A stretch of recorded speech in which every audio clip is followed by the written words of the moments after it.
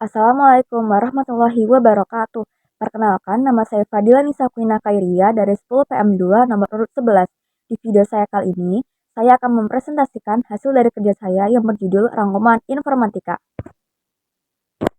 Yang pertama, di sini ada konsep ide atau gagasan. Ide adalah daya respons berpikir yang melahirkan imajinasi berupa rancangan solusi terhadap masalah yang dihadapi sebagai hasil pemikiran baik yang bersifat spontan maupun melalui proses pemikiran yang lama.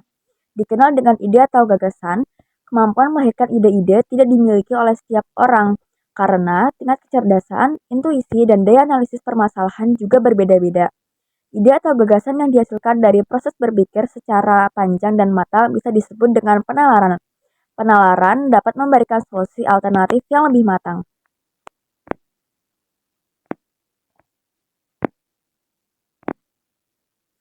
Yang kedua, di sini ada teknik memetakan ide. Yang pertama, A. Membuat poin-poin penting dalam ide. B. Menjelaskan secara detail langkah atau tahapan dalam ide tersebut. Yang ketiga yaitu C. Menyeimbangkan, menyelaraskan, serta menyingkirkan pola kerja otak kanan dan kiri. Yang keempat, D. Memudahkan dan menginventarisasi kebutuhan-kebutuhan dan aktivitas atau organisasi.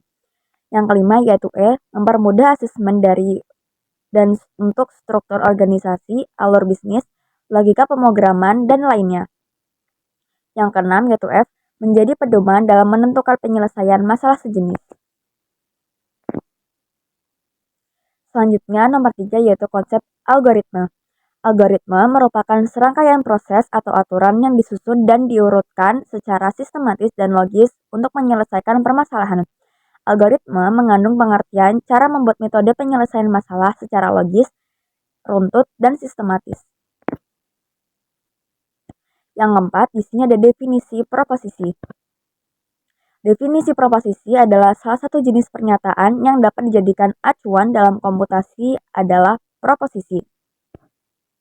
Proposisi yang mengandung pengertian metode untuk menyatakan sesuatu secara utuh sehingga dapat dinilai apakah pernyataan tersebut benar, salah, disetujui, ditolak, diterima, atau disangkal validitasnya. Dalam pernyataan, logika proposisi dapat diidentifikasi berdasarkan 4 elemen penting.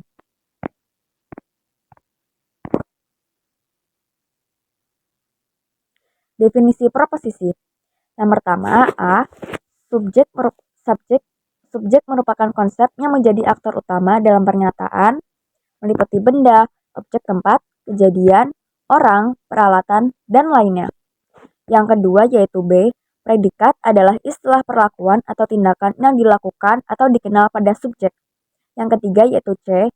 Copula merupakan kata kerja atau verbal yang menjadi penghubung antara subjek dan predikat dalam sebuah pernyataan. Yang keempat yaitu D. Kuantor merupakan bagian dari pernyataan yang penulisannya disesuaikan dengan kebutuhan dengan tujuan untuk mengubah frasa pernyataan umum menjadi tertutup dalam rangka mempertegas makna yang disampaikan. Kuantor dalam penerapannya diklasifikasikan menjadi 2 tipe, yaitu sebagai berikut. Yang pertama ada kuantor universal atau umum. Yang kedua ada kuantor universal atau umum digunakan untuk menyelesaikan untuk semua atau setiap dengan simbol seperti berikut. Yang ketiga yaitu kuantor khusus. Yang keempat ada kuantor khusus digunakan untuk menyatakan bahwa jika ingin saya lanjutkan bagian tanda kutip kuantor khusus tanda kutip tutup, silahkan beri gambar lanjutannya.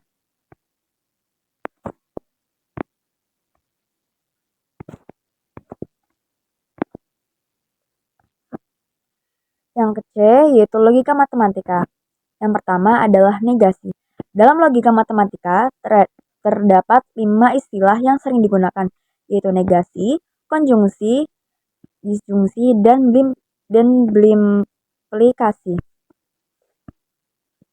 Negasi merupakan metode membalikkan nilai sebelumnya yang semula benar menjadi salah dan salah menjadi benar. Dengan negasi menggunakan simbol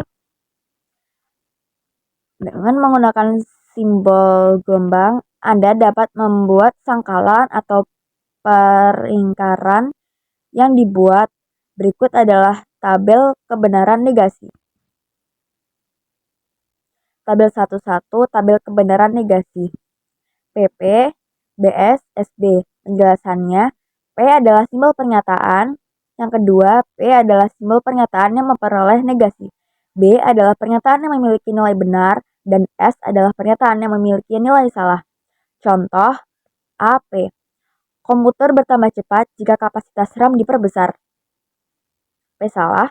Komputer tidak bertambah cepat jika kapasitas RAM diperbesar. BP. Semua smartphone Android termasuk dalam kategori komputer. P salah. Ada smartphone Android yang tidak termasuk dalam kategori komputer.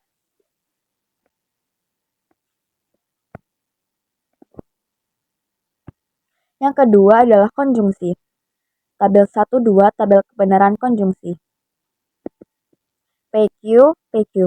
BBB, BSS, SBS, dan SSS. Penjelasannya adalah P adalah pernyataan ke-1, Q adalah pernyataan kedua, B adalah pernyataan yang memiliki nilai benar, dan S adalah pernyataan yang memiliki nilai salah. PQ adalah output yang dihasilkan dari proses konjungsi. Contoh, P sama dengan konjungsi tidak akan bekerja jika tidak ada nilai yang diinputkan. Itu benar. Q sama dengan hard disk yang rusak akan memperlambat kinerja komputer. Itu benar.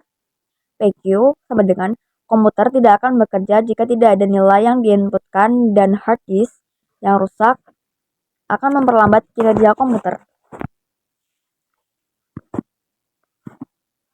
Yang keempat ada implikasi.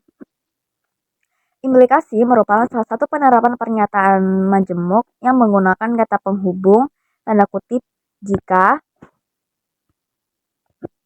maka, tanda kutip tutup, dengan notasi simbol berupa tanda panah ke kanan.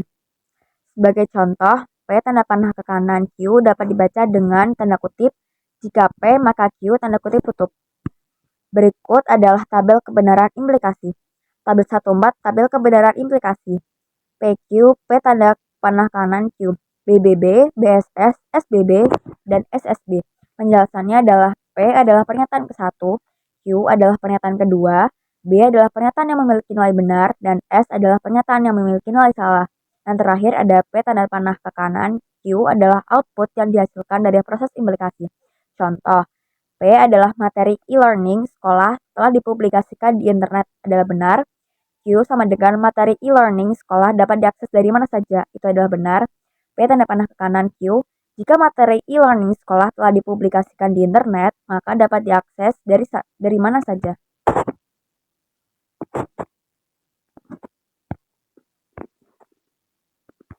Yang kelima, yang terakhir adalah berimplikasi. Berimplikasi merupakan salah satu jenis pernyataan majemuk yang dibentuk dengan menggunakan kata penghubung tanda kutip titik-titik jika titik-titik tanda kutip tutup yang diwakili dengan simbol notasi. Penjelasannya, P adalah pernyataan ke-1, Q adalah pernyataan kedua, B adalah pernyataan yang memiliki nilai benar, dan S adalah pernyataan yang memiliki nilai salah. Contoh, P adalah harimau adalah hewan berkaki kedua adalah salah. Q, murai adalah hewan berkaki 4 itu adalah salah. Pernyataan yang salah. P sama dengan lebih dari. P sama dengan lebih dari. Harimau adalah hewan berkaki 2 jika dan hanya jika murai adalah hewan berkaki 4 itu adalah benar. Sekian presentasi dari saya. Mohon maaf jika ada salah kata. Wassalamualaikum warahmatullahi wabarakatuh.